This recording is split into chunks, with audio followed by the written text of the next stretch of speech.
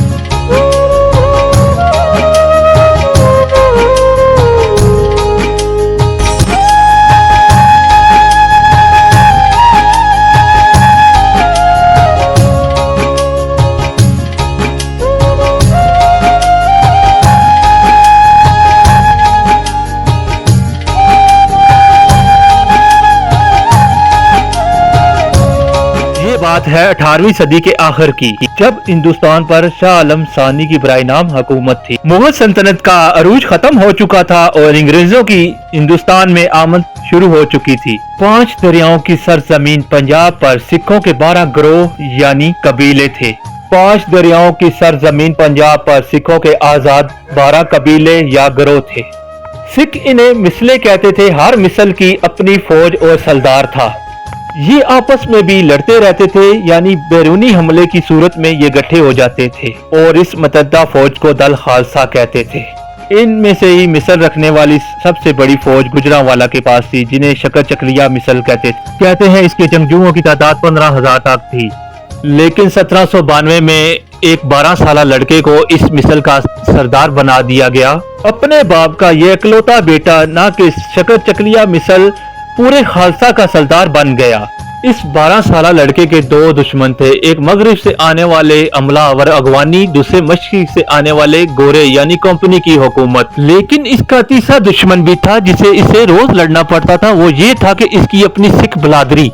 पाकिस्तानी पंजाब के शहर गुजरांवाला में पैदा होने वाले इस लड़के को आज दुनिया महाराजा रणजीत सिंह के नाम से जानती है। 1799 में लाहौर बंगी सरदारों के कब्जे में था। बंगियों से लाहौर को छीनना ज्यादा मुश्किल नहीं था, लेकिन इसमें असल मसला ये था कि अफगानिस्तान से अहमद शाह अब्दाली के जानशीनों के हमले। वो क्यों? वो जब मुगल सल्तनत खत्म हुई थी तब लाहौर अफगानिस्तान के हुक्मरान अहमद शाह अब्दाली और उसके जानशीनों के कंट्रोल में आ गया था, और वो किसी दूसरे के कब्जे को पसंद नहीं करते थे और हमला कर देते थे। इसलिए जब बंगी सरदारों का लाहौर पर कब्जा हुआ तो अहमद शाह अब्दाली का पोता लाहौर वापस आया। इसलिए उसने लाहौर पर कब्जा कर लिया और लाहौर के शाही किले पे बैठकर सिखों से फैसला कुन लड़ाई करना चाहता था। लेकिन पीछे काबुल में हालात खराब हो गए। उसे अपना तख्त खतरे में महसूस हुआ। वो लाहौर में अपना नुमाइंदा छोड़कर अफगानिस्तान वापस रवाना हो गया। लेकिन उसे वापसी में एक और मसला हो गया। उसे वापसी में दरिया झेलम क्रॉस करना पड़ा। दरिया में दौरानी थी, बहाव ज्यादा था। ऐसे में दरिया पार करते हुए उसकी बहुत सी कीमती तोपें दरिया झेलम के पानियों में डूब गई। तोपें उस दौर की एक जंगी हथियार थी, जैसे कि आजकल हमारे एटमी मिसाइल काम करते हैं। लेकिन इसके लिए शाहजमान को वहां रुककर दरिया के नीचे होने का इंतजार करना पड़ता था, जिसका उसके पास वक्त नहीं था। ये तोपें उसके लिए इतनी अहम थी कि इसके लिए वो कुछ भी कर सकता था, यहाँ तक कि लाहौर भी दे सकता था। तो ऐसे में शाहजमान ने अपने दुश्मन यानी कि रंजीत सिंह से एक मुआहदा किया। वो ऐसे में रंजीत सिंह शाहजमान को तोपें निकलवा कर उसे अफगानिस्तान भिजवा दे तो वो उसकी लाहौर में हुकूमत तस्लीम कर लेगा, यानी उसे फतह करने के लिए हमला नहीं करेगा। वैसे भी उसे इत्तला मिल चुकी थी कि उसका नुमाइंदा लाहौर की हिफाजत नहीं कर पा रहा और शहर बंगी सरदारों के कब्जे में जाने वाला है। तो लाहौर को एक काबिल हुक्मरान, अफगानिस्तान से एक दोस्त चाहिए था कि अफगानिस्तान से होते हुए हमलावर लाहौर का रुख ना करे। रंजीत सिंह को ये पेशकश मंजूर थी। उसने दरिया जेहलम से 8 तोपें निकलवा कर पेशावर भिजवा दी, क्योंकि पेशावर उस वक्त अब्दालियों की अफगान सल्तनत के पेशे असर था। अब रंजीत सिंह ने अफगानिस्तान को अपने साथ मिला लिया, लेकिन लाहौर फतह करने का काम उसे ही करना था। तो लाहौर में भी लाहौरिये किसी मुस्तकिल हुकूमत न होने पर बहुत परेशान थे। वहाँ फहज बंगियों की आपस की लड़ाई में न किसी की जान महफूज थी, न किसी के आमाल। ये म्यूजिक महाराजा रंजीत सिंह है, ये बिल्डिंग भी उन्हीं की है और यहाँ पे म्यूजिक में अंग्रेज दौर की जंग की पेंटिंग और जंग का सिख दौर का हालसाल दौर का साजो सामान रखा गया है। ये है पेंटिंग सामने आपको उस दौर के जो जंगजू थे सिंह सरदार लोग, ये उनकी पेंटिंग है। आगे चल के मैं आगे आपको महाराजा रंजीत सिंह की घोड़ी की जो उनको केमिकल लगा के रख दिया गया है म्यूजिक में, वो भी दिखाऊंगा। महाराजा रंजीत सिंह की तस्वीर सामने लगी हुई है, वो भी आपको दिखाऊंगा। ये थे हमारे हीरो, पंजाब के हीरो मान सम्मान महाराजा रंजीत सिंह, जिनका म्यूजिक में अभी भी जो है पेंटिंग और जंगी साजो सामान अंग्रेज से जो उन्होंने जंग की, उससे भी जो अंग्रेजों को जो शिकस्त हुई, महाराजा रंजीत सिंह ने शिकस्त दी है, उनका भी साजो सामान यहाँ पे पड़ा हुआ है जो महाराजा रंजीत सिंह के कब्जे में आया। ये सामने आप देख सकते हैं, ये जंग का साजो सामान है। सामने जो आपको जो गन्स नजर आ रही हैं और भी काफी जो है ना अंग्रेज दौर का साजो सामान यहाँ पे पड़ा हुआ है जो महाराजा रंजीत सिंह ने जंग करके, उनकी फौज में ने जंग करके उनसे शिकस्त देकर ये हासिल किया था। ये म्यूजिक महाराजा रंजीत सिंह का म्यूजिक है। ये देखें, ये उस दौर की जो है ना असला बारूद आपके सामने नजर आ रहा है। ये है ये पेंटिंग जो अंग्रेज दौर से महाराजा रंजीत सिंह उसकी फौज ने जंग की थी।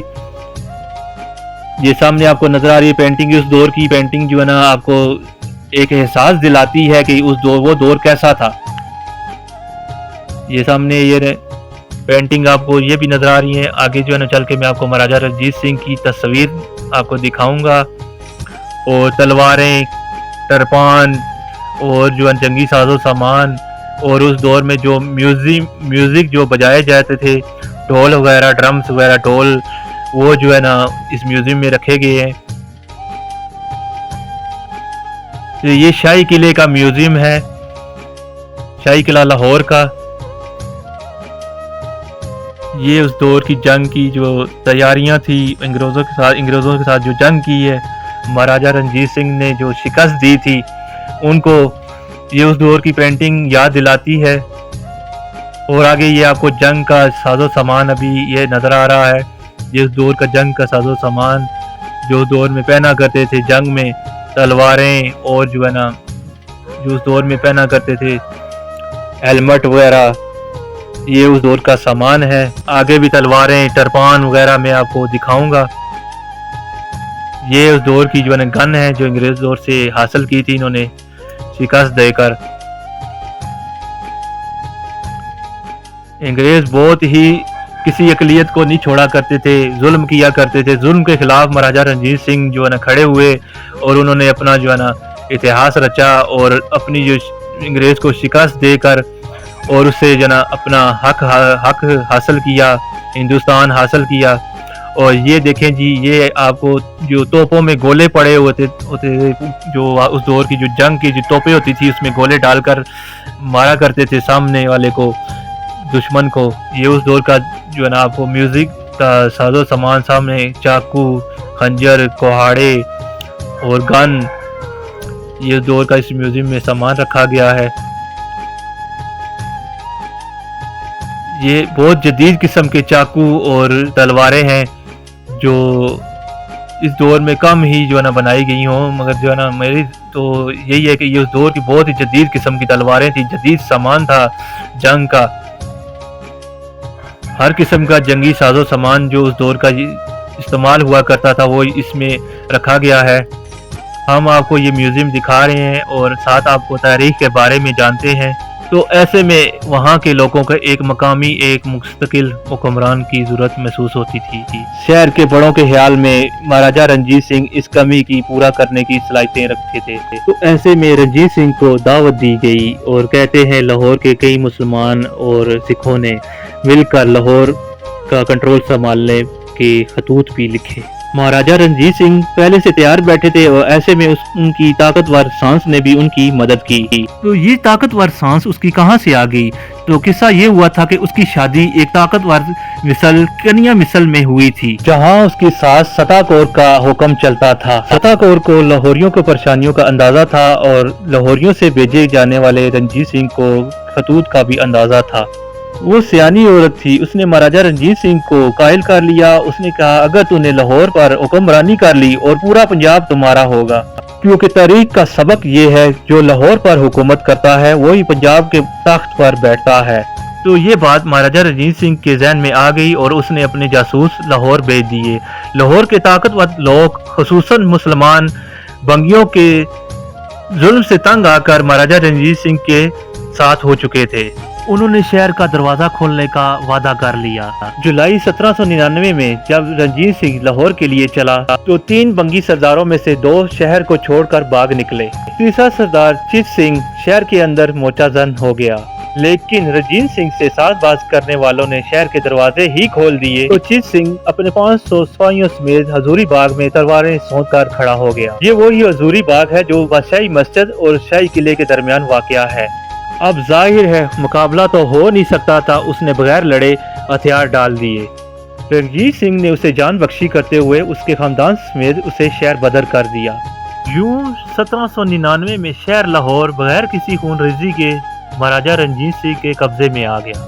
लाहौर की फतह रंजीत सिंह की जिंदगी का अहम तरीन वाकया था, क्योंकि यहीं से सिख सल्तनत की बुनियाद रखी गई थी। लाहौर में ही इनका पहला बेटा खड़क सिंह पैदा हुआ, जिसके लिए 40 दिन जश्न मनाया गया और 1801 में ही पसाकी के मेले में रंजीत सिंह को महाराजा रंजीत सिंह का खिताब दे दिया गया। बकायदा ताजपोशी हुई और पंजाब की पहली सिख सल्तनत की बुनियाद रखी गई।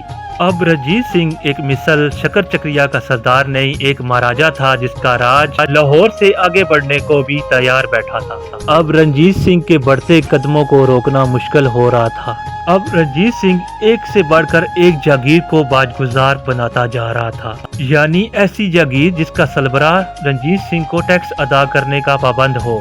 लाहौर के बाद जम्मू, नूरपुर, चन्योट, जंग महाराजा रंजीत सिंह के राज का हिस्सा बन गए।